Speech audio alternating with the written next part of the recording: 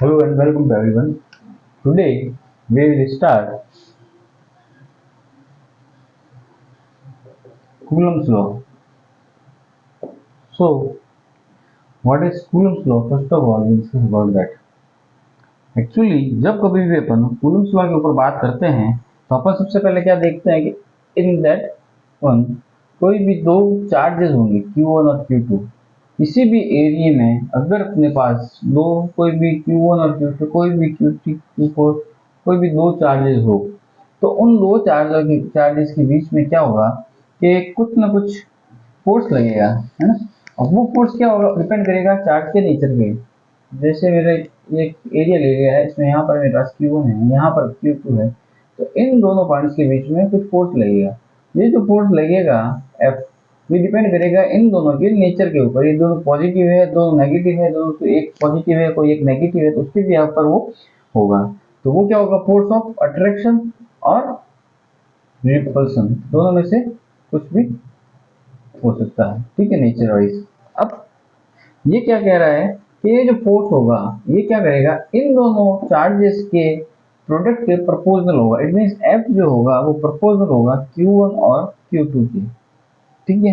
दूसरा पॉइंट इसी में साथ में क्या आता है, जो Q1 से Q2 के बीच में जो डिस्टेंस है, ये डिस्टेंस एक्चुअली क्या कहलाती है, स्मॉल आर से अपन इसको डिनोट करते हैं।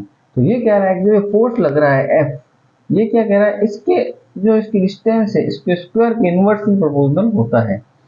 तो इन दोनों स्टेटमेंट्स के बिहाफ पर अपन कूलम्स लॉ के अकॉर्डिंग क्या कह सकते हैं कि F जो होता है वो प्रोपोर्शनल होता है Q1 Q2 upon r square के।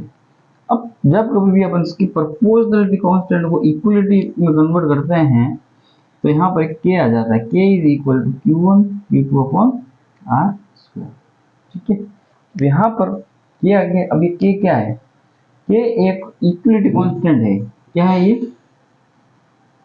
इक्वलिटी कांस्टेंट है। और ये इक्वलिटी कांस्टेंट है K, ये एक्चुअल में क्या करता है, इसकी वैल्यू अपन कैसे निकालते हैं, इसकी वैल्यू जो है K की वो निकालते हैं 1/4 पाई एप्सिलॉन नॉट से, ठीक है। अब यहाँ पर जो ये वैल्यू है x से देखी जाए तो इसको अपन जनरली 9 × 10⁹ फिक्स वैल्यू रखते हैं।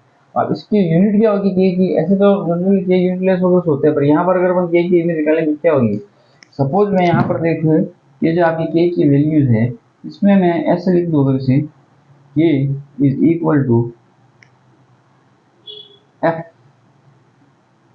इंटू आर स्क्वायर बटा 1 को वैसे तो लिख दूँ तो K की यूनिट मिल जाएगी मेरे को। यहाँ पर फोर्स की क्या होगी, न्यूटन, R की क्या हो जाएगी, मीटर स्क्वायर, और Q1 और Q2 दो हो गए तो क्या हो जाएगी, कूलम स्क्वायर, है ना। तो मैं इसको क्या लिख सकता हूँ, newton metre square coulomb square, इसकी यूनिट को लिख सकता हूँ, ठीक है ना। अब क्या हुआ, देखिए ये अपने पास वैल्यू आ गई। यहाँ पर एक नया वर्ड अपने पास आ गया, क्या, एप्सिलॉन नॉट। ये एप्सिलॉन नॉट एक्चुअली क्या बताता है कि अगर मेरे जो दो चार्जेस हैं Q1 और Q2, अगर ये Q1 और Q2 इन दोनों के बीच के मीडियम को रिप्रेजेंट करता है, अगर इन दोनों के बीच में वैक्यूम और एयर है, तो अपन जनरली क्या यूज में लेते हैं, एप्सिलॉन नॉट यूज में लेते हैं। इसके अलावा दूसरा मीडियम है तो अपन क्या कर लेते हैं, और अदर मीडियम जहाँ पर एप्सिलॉन मिल लेते हैं। इस चीज को अपन को ध्यान रखना होता है, इसमें कुछ ज्यादा ऐसा नहीं है।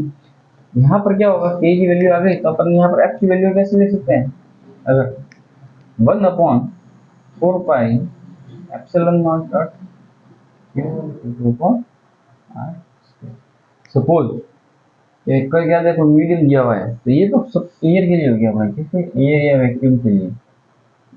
अगर मैं कह दूं तो F का अगर किसी मीडियम के लिए निकालना है तो अपन क्या लगेंगे, 1/4 pi epsilon into Q1 Q2 upon इस तरह से लिख देंगे। तो ये तो एक्चुअली कूलम्स लॉ था जिसके ऊपर अपन डिस्कस किया। इस कूलम्स लॉ के अंदर अपने पास दो पॉइंट्स और आ गए, एक तो आ गया एप्सिलॉन नॉट और एक आ गया एप्सिलॉन। तो एप्सिलॉन और एप्सिलॉन नॉट जो है ये एक्चुअल में कर क्या रहे हैं कि जिस तरह से अलग अलग चार्जेस जो है अपने पास दो चार्ज है, इनके बीच में मीडियम जो होगा उसको रिप्रेजेंट कर रहे हैं। और अपन ने अभी तक फोर्स के अंदर क्या देखा, इन दोनों के रिलेशंस को रिप्रेजेंट किया, इन दोनों के अंदर को अगर कोई आर के साथ इसका रिलेशन है उसी को अपन ने रिप्रेजेंट किया। अब जब ये आता है इसको भी थोड़ा सा तुमको वहां पर बाइफरकेट करना पड़ता है। तो अपन इसके लिए क्या लेते हैं, एक डाइलेक्ट्रिक कांस्टेंट की डिस्कशन करेंगे इसी में।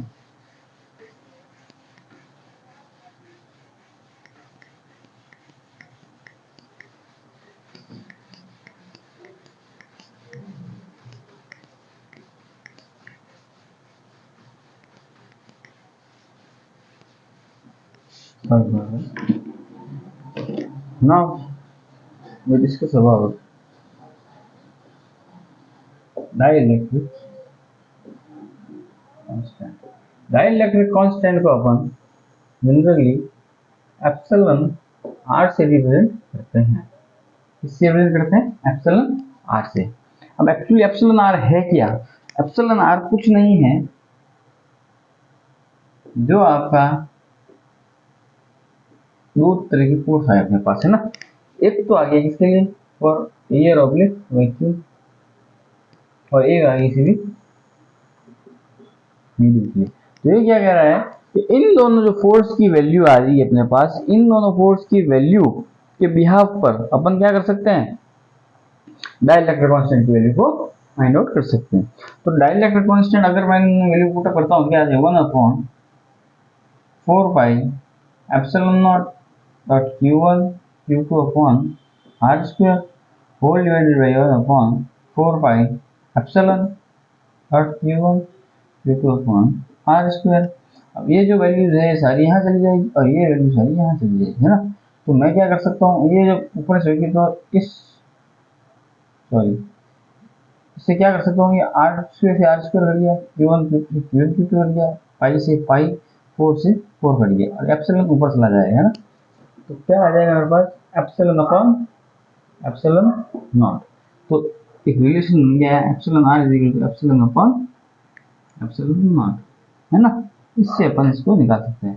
हालांकि अलग अलग जो ग्लास है, ग्लास एयर है, वाटर है और भी कोई दूसरे केमिकल कंपाउंड है, तो इन सभी का जो अपन डाइलेक्ट्रिक कांस्टेंट निकालते हैं तो अलग अलग आता है। और एक्चुअली डाइलेक्ट्रिक कांस्टेंट किसी को डिपेंड करता है, ये एक तरह से एक इंसुलेटर जो होगा आपका, या फिर एक ऐसे कह सकते हैं अपन जो बीच में इनको क्या करता है, ब्रेकआउट करता होगा ना।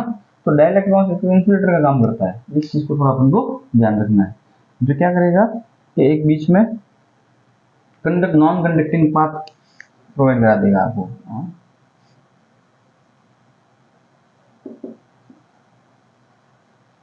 नॉन कंडक्टिंग पाथ आपको प्रोवाइड करवा देगा ये, ठीक है। तो ये इसमें होता है।